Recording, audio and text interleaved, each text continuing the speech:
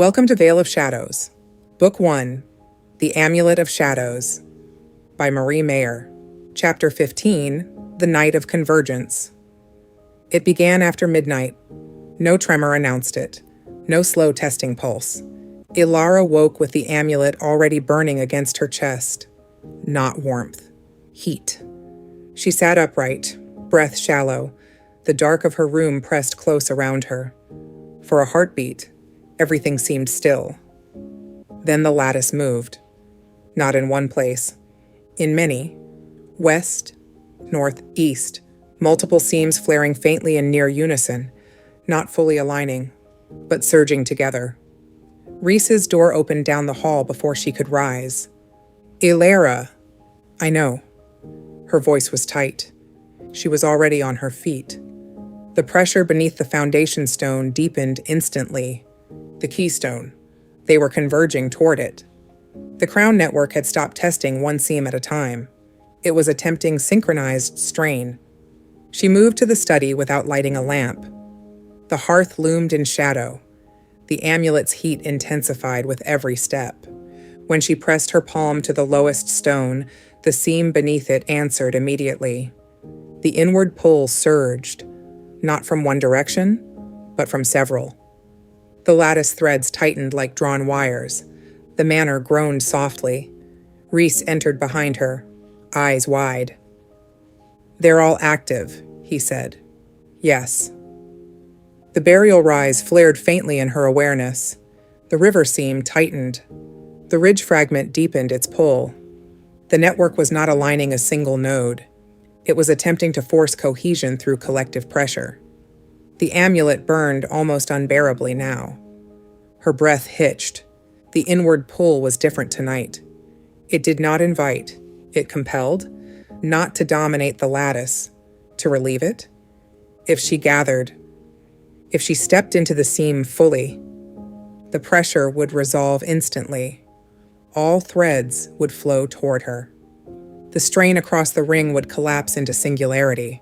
Her shadow stretched unnaturally along the floorboards. Reese swore softly. Elara, stay with me. The floor trembled faintly beneath her hands. The burial rise node sharpened in her awareness. The ridge fragment responded in tandem. They were not fully formed crowns, but they were synchronizing. The crown did not need perfection. It needed coherence. The amulet flared so hot she gasped aloud. Her vision flickered. The inward pull pressed directly against her will. Not malicious. Inevitable. This is easier. Gather. Resolve. Be the center. Her shadow lengthened toward the hearthstone. For a breath, she saw it clearly. The crown assembled. Not monstrous, not dark, structured, stable. No more strain. No more dispersing across distance. Everything contained. Everything aligned. The manor walls creaked again. The lattice threads tightened further. If she did not act, the seams would lock around her fracture point. The crown would complete itself, whether she stepped in or not. And if it completed without her, it would gather regardless. Her chest constricted. The amulet pulsed violently, heat spreading into her ribs, not telling her what to do. Holding the line. Balance does not gather. Balance does not chase. Balance holds. Her breath steadied by force of will. She withdrew her shadow from the hearth.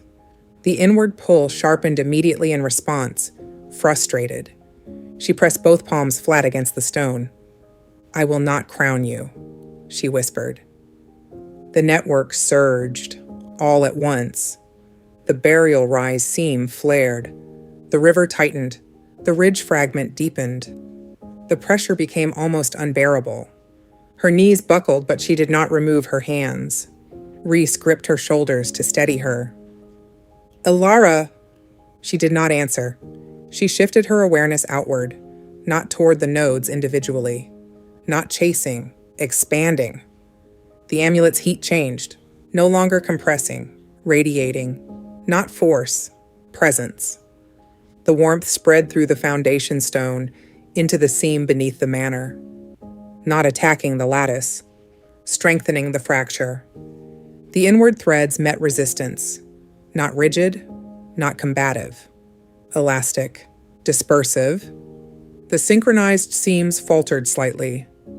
The burial rise flickered. The ridge fragment hesitated. The river seam wavered. The crown was attempting alignment through convergence. She answered with expansion. The amulet burned brighter, not light, but intensity of steadiness. Her ribs ached as if splitting. Her vision blurred entirely for a moment. The inward pull intensified in desperation. It offered her center again. It offered relief. She refused. She widened further, letting the warmth of the amulet spread into every root beneath the manor, into the soil, into the wood of the house. Not dominating, stabilizing. The synchronized seams trembled, not cracking, unraveling. The burial rise node dimmed first, then the river. The ridge fragment resisted longest. Its depth made it stubborn. The inward pull concentrated there, trying to hold alignment through the oldest seam. Elara pressed harder into the hearthstone, not physically, structurally, holding the keystone fracture open. The amulet seared. She cried out softly as the heat peaked. Then, a snap, not loud, felt. The ridge fragment's tension broke. The synchronized pull collapsed abruptly, not violently, like threads cut cleanly. The manor settled, the floorboards stilled. The amulet's heat plummeted to a deep, exhausted warmth. Elara sagged forward against the hearthstone. Rhys caught her before she fell fully. "Stay with me," he murmured again. She drew in a ragged breath. The lattice beneath the earth had fallen silent. Not erased, but fractured again. The synchronized attempt had failed. For now. Her hands trembled violently as she pushed herself upright. The study felt heavy but stable. The foundation stone beneath her palms was cool once more. She swallowed. "They tried to converge," she whispered. Rhys nodded grimly. "Yes. And you held." She closed her eyes briefly. Held. Not destroyed. Not defeated. Held. The crown had learned that distant strain alone would not exhaust her quickly enough. So it had attempted cohesion through collective pressure. It had nearly succeeded. If she had stepped into the seam, if she had gathered, the ring would have collapsed into singular control. Instead, it remained fractured, but she felt the cost now. Her limbs felt hollow. Her chest ached with a deep fatigue. The amulet lay warm but subdued against her skin. She turned slowly toward the western hills. The deeper fragment had retreated again, dormant, watching. The lattice had not raged at failure. It had recorded it, adjusted. Elara rested her hand over the amulet. Balance held. But the crown had now attempted convergence once. And next time, it would refine its approach. She met Rhys's gaze steadily. "It's no longer experimenting," she said quietly. "No," he replied. "It's strategizing." Thank you for listening. The story continues in the next chapter.